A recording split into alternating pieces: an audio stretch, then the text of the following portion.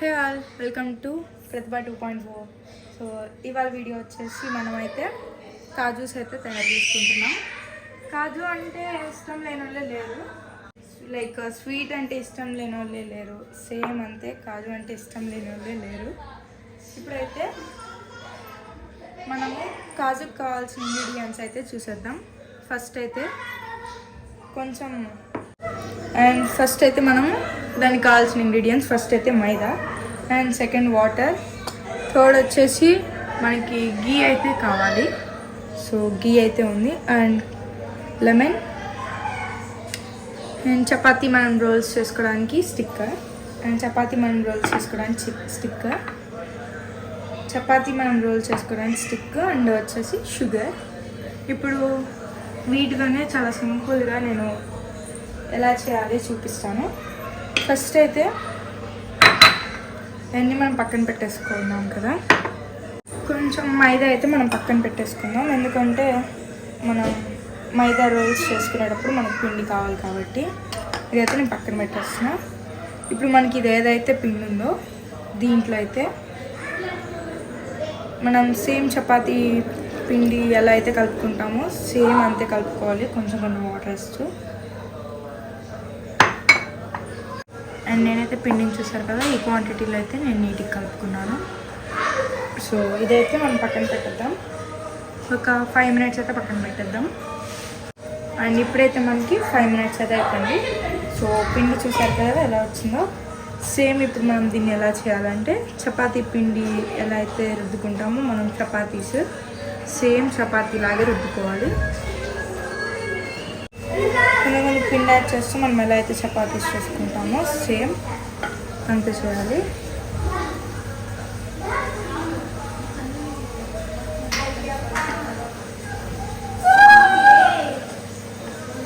ఇలాగా కొంచెం మనం గీ యాడ్ చేసుకుంటూ అయితే మనము రోల్ చేయాలి. జస్ట్ ఇలా కొంచెం యాడ్ చేసుకోవాలి. ఇప్పుడు ఇదైతే నేను పక్కన పెట్టేస్తున్నా. సేమ్ యాస్టీస్ మనం అది ఎలా అయితే చేసుకున్నామో ఇవన్నీ కూడా అంతే చేసుకోవాలి. ఇప్పుడైతే మనం కాజాకి స్వీట్ కావాలి కాబట్టి షుగర్ అయితే యాడ్ చేస్తున్నాం. ఇదైతే పాకంకి, అండ్ షుగర్ వేసేసి దీనిలో కొంచెం వాటర్ అయితే యాడ్ చేయాలి. అప్పుడు మనం పాకం అందరికీ తెలుసు కదా, కొంచెం థిక్నెస్ ఎలా ఉంటుందో సేమ్ అంతే. ఒక 5 minutes ఉంటే మనకి షుగర్ మొత్తం అయితే మెల్ట్ అయిపోతుంది. నేను మీకు మళ్ళీ చూపిస్తాను. ఇప్పుడైతే ఫస్ట్ మనం కింద అయితే ఇలా పిండి వేసేసుకోవాలి. ఇప్పుడు దాని మీద మనం ఎన్ని లేయర్స్ అయితే చేసుకున్నామో అన్ని లేయర్స్ మొత్తం ఇలా యాడ్ చేసేయాలి. గీ ఉంది కదా, ఈ గీని అయితే నీట్గా మొత్తం అప్లై చేయాలి. కొంచెం పిండి వేసుకుందాం. నెక్స్ట్ ఇది వేసేద్దాం సేమ్. ఇప్పుడైతే నీట్గా మనం పీసెస్ చేసుకోవాలి. ఇలా అనేసి ఇలా వస్తుంది.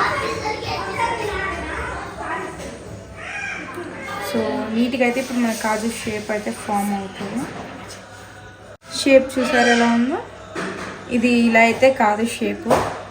ఇప్పుడు దీన్ని ఏం చేయాలంటే ఇలా ఒకసారి ఫింగర్తో ప్రెస్ చేసేసి, జస్ట్ ఇలా ఒకసారి ప్రెస్ చేసేసి మనకి రోలర్ ఉంది కదా, దీంతో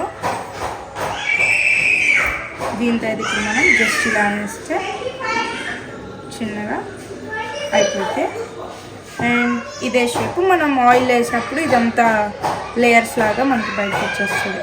సో సేమ్ అన్నీ కూడా ఇంతే చేసుకోవాలి. మనం ఇలా అయితే నీట్గా ఇలా ఫోల్డ్ చేసేస్తాము. ఇప్పుడు దీన్ని అయితే మనం ఆయిల్ అయితే వేయాలి. హెవీలో పెట్టుకున్న ఆయిల్, హెవీలో పెడితే ఏంటంటే మనకి లోపల అనేది నీట్గా కుక్ అవ్వదు. సో మీడియం ఫ్లేమ్లో పెట్టేసి మనం ఇలా నీట్గా కుక్ చేసుకుందాం. అది బ్రౌన్ కలర్లో వచ్చేలా కుక్ చేసుకుంటే సరిపోతుంది. సో ఇప్పుడు నేను అయితే వేసేస్తాను. నెక్స్ట్ బ్రౌన్ వచ్చినాక నేను మీకు మళ్ళీ చూపిస్తాను. అండ్ నేను మీకు ఇందాక లెమన్ చూపించాను కదా, ఆ లెమన్ అండ్ ఇలాచీ ఉన్నాయి కదా, ఈ ఇలాచీ కూడా నేను వేసేస్తున్నాను. అండ్ లెమన్ అయితే 1/2 స్పూన్ అయితే వేస్తాను.